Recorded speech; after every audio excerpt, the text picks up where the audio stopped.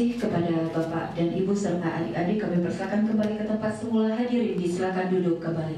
Dan selanjutnya kita dengarkan bersama bimbingan Banda Aceh periode tahun 2020 tahun 2022.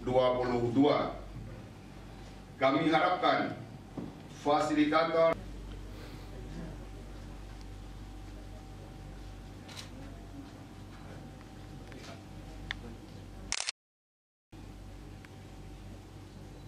seperti tadi Pak Wakil katakan bahwa pada saat nanti ada pembahasan di tingkat Bengkulu itu kita biasanya di Musliman kita libatkan anak-anak, kita mau tahu apa kemauan daripada anak itu yang nantinya akan tertampung di dalam APBD kita.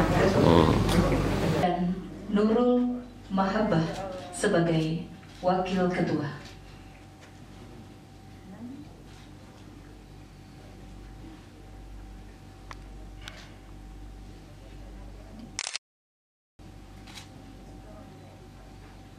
Memasangkan selempang kepada fasilitator, yaitu Rosa.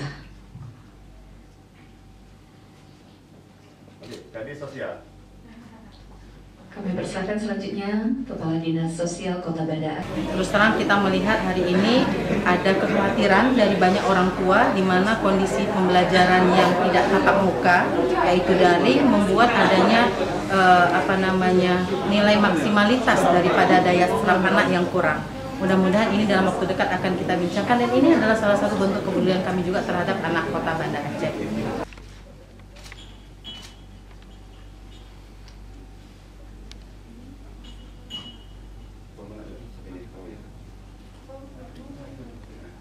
Selempang dipasangkan.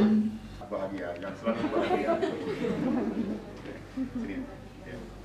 Saya pikir salah satu tugas mereka itu melaporkan manakala ada kekerasan terhadap anak di Kota Banda Aceh.